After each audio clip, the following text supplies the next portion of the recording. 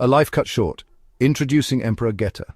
Publius Septimius Geta was a Roman emperor, a figure whose life was marked by both privilege and tragedy. He lived a short life, one that was abruptly ended before he could fully realize his potential.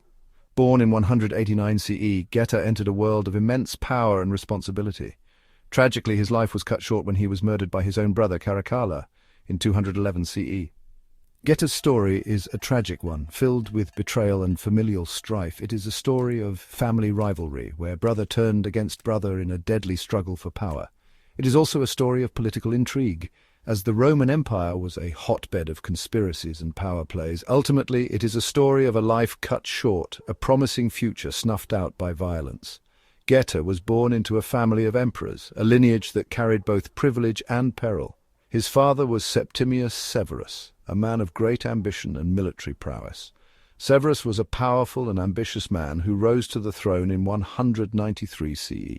He seized the throne through a combination of military might and political acumen. Geta's mother was Julia Domna, a woman of remarkable intelligence and influence. She was not only a supportive wife, but also a key advisor in the imperial court. Geta grew up in the imperial court, surrounded by the opulence and grandeur of Roman aristocracy.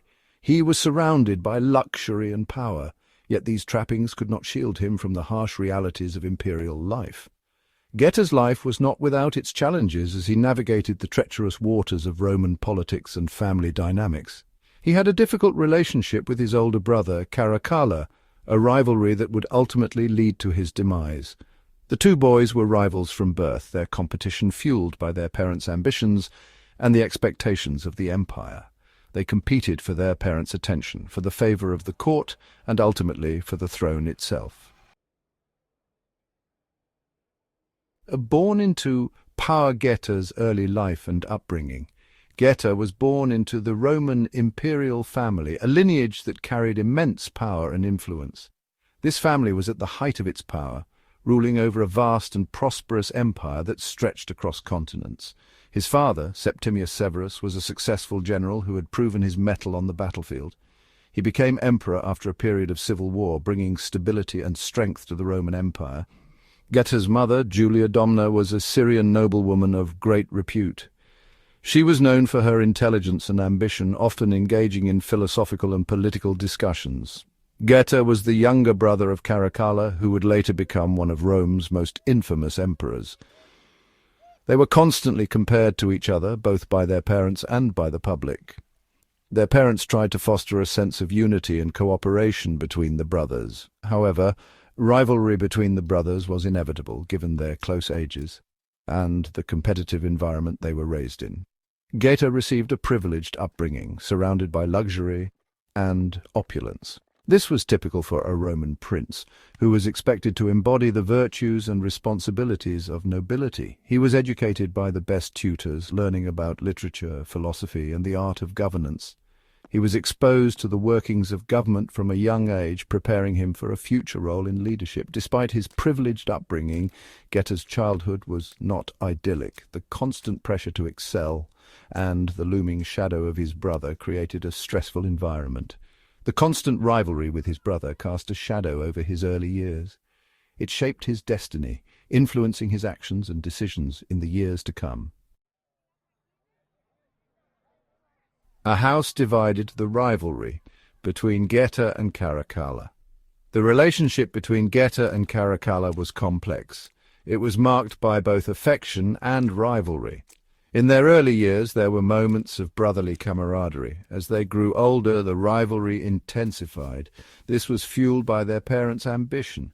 They wanted both sons to share in their power. Caracalla was known for his hot temper and ruthlessness. He excelled in military pursuits. Geta was quieter and more studious. He showed an aptitude for administration. Their contrasting personalities made their rivalry even more intense. The brothers' rivalry was no secret. It was a source of gossip and concern. Some hoped that Geta's more measured temperament might moderate Caracalla's excesses.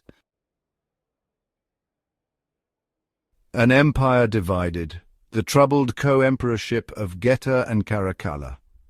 When Septimius Severus died in 211 CE, Caracalla and Geta became joint emperors. This was according to their father's wishes. The hope was that the brothers would rule together. They would continue the Severan dynasty. However, this hope was short-lived.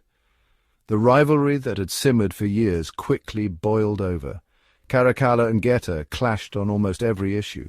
They had different visions for the empire. They had different approaches to governing.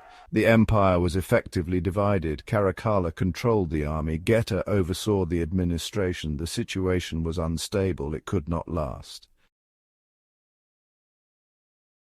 Section 5. The Shadow of Betrayal. The Plot against Geta. The tense coexistence between Caracalla and Geta could not last. The brothers, once close, found themselves drifting apart, their relationship strained by power and ambition. The rivalry escalated into open hostility. What began as minor disagreements soon turned into fierce confrontations, with neither willing to back down. Caracalla, driven by paranoia and ambition, began to plot against his own brother. He feared Geta's popularity, which was growing among the people and the military. He saw Geta as a threat to his power. The more Geta's influence grew, the more Caracalla's fear and jealousy intensified. He resolved to eliminate his rival. The thought of sharing power was unbearable to him. He would rule the empire alone. In his mind, there was no room for two rulers. Caracalla surrounded himself with loyal followers. These were men who would do his bidding without question, men who shared his ambition and his vision. He used them to spread rumors about Geta. These rumors were designed to undermine Geta's reputation and turn the people against him. He wanted to discredit his brother. Every whisper, every deceitful act was a step towards his ultimate goal. He wanted to turn people against him. The more isolated Geta became, the easier it would be to remove him. Geta, aware of his brother's machinations, tried to protect himself. He knew that his life was in danger and took steps to safeguard his position. He surrounded himself with his own supporters. These were men who were loyal to him, men who believed in his right to rule.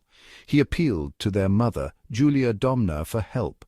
She was a powerful figure in her own right, and could potentially mediate between the brothers. However, it was all in vain. The rift between the brothers was too deep, and Julia Domna's efforts were not enough to bridge it. Caracalla was determined to seize power. His resolve was unshakable, and he would stop at nothing to achieve his goal. Section 6. A Mother's Anguish. The Assassination of Geta. In December 211 CE, Caracalla made his move. He lured Geta into a trap. He pretended to want reconciliation. He suggested a meeting in their mother's apartments. Geta, perhaps hoping for a resolution, agreed to the meeting. He walked into a trap. Caracalla's soldiers, lying in wait, burst into the room. They attacked Geta. He was murdered in front of his mother. Julia Domna was powerless to stop the assassination. She was left to cradle her dead son. It was a brutal and shocking act. It sent shockwaves throughout the empire. Section 7. To erase a memory. Caracalla's campaign of damnatio memoriae. After Geta's assassination, Caracalla moved quickly. He wanted to secure his power. He wanted to erase all memory of his brother. He unleashed a reign of terror. He executed anyone who had supported Geta. He purged the army. He purged the administration. He wanted to eliminate any potential rivals. Caracalla went further. He ordered a damnatio memoriae on Geta.